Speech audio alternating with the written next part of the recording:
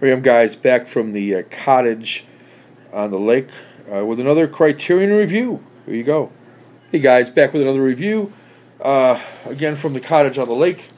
And this time, this is one that I picked up that I wasn't really planning on getting. In fact, I hadn't heard of this movie, but I picked it up on a blind buy, as I'm likely to do with these Criterion sales, or Criterion sales. I kind of go back and forth with my pronunciation.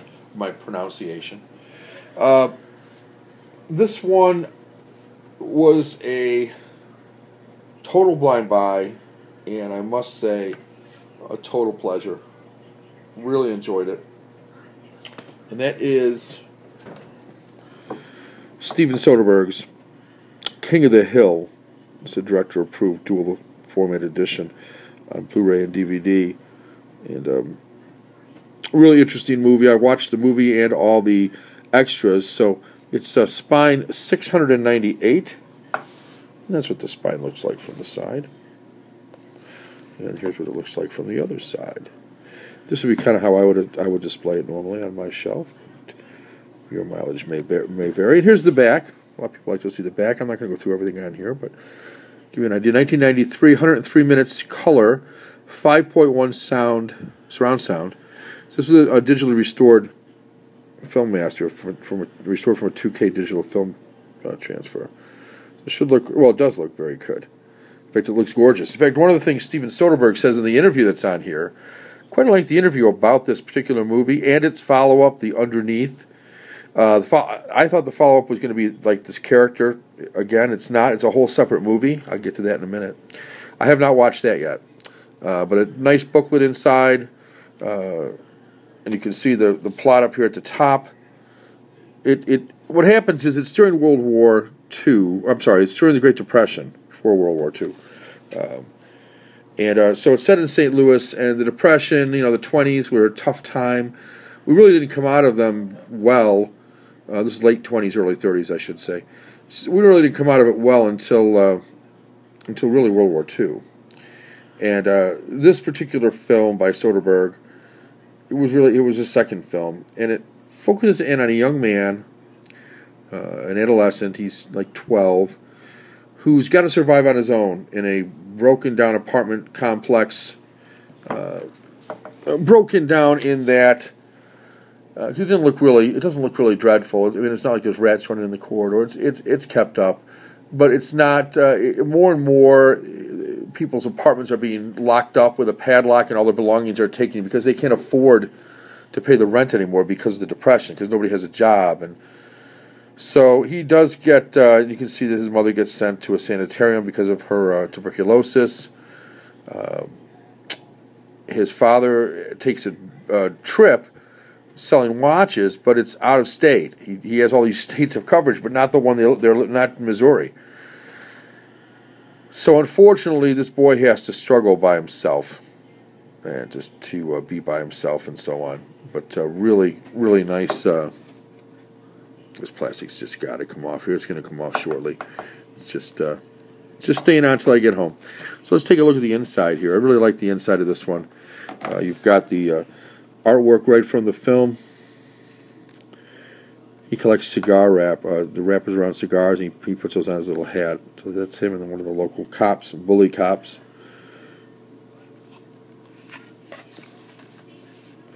So St. Louis was an interesting city because you had, of course, the rich kind of mixing alongside of the poor.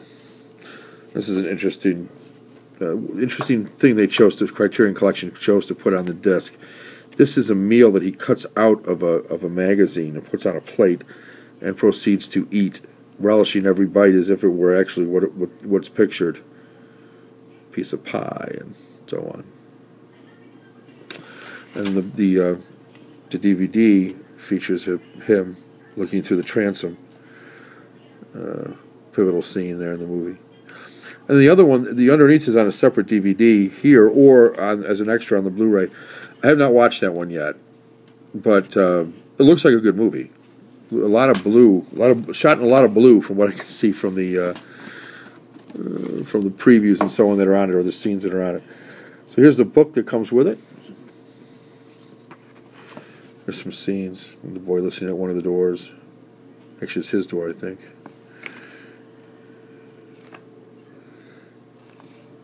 Parakeets. Parakeets and more parakeets.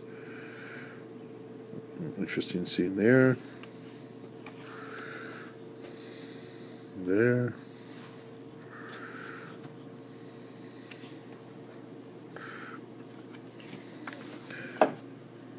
Adrian Brody plays a pretty good role in this. More scenes. Or schoolmates he kind of has a crush on, and vice versa, I think. There's his father. This is based on a memoir, by the way. There's his mom.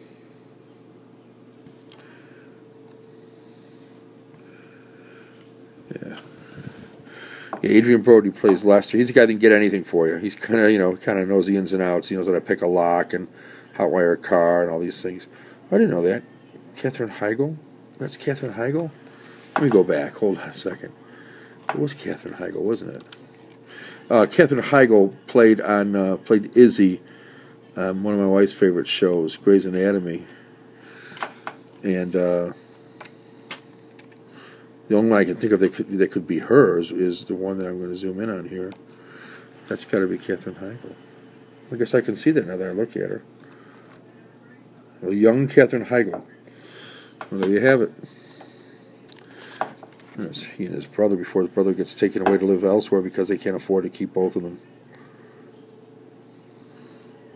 You can see by he used a like super 35 millimeter stock to shoot this film, and apparently in what he explains, and you really can't see this as well as I'd like you to. It's like a yellowish cast to it. It makes it look more expensive than it is.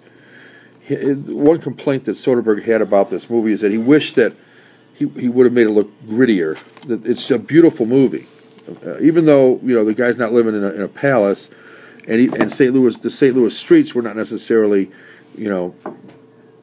paradise. The way it was shot and the look of it was really attractive. It really looks nice. The colors and they use no pastels in this. I'm sorry, no primaries, all pastels. So you don't see any basic reds or yellows or greens or blues. You see more of a burgundy, and the greens are muted greens and so on. A lot of cool extras, as I said, including that Underneath movie. Soderbergh didn't like the Underneath movie. He saw it as a low point in his career, but I want to watch it just to see how bad it could possibly be. Oh, pardon me, need a little water there. Got to stay hydrated.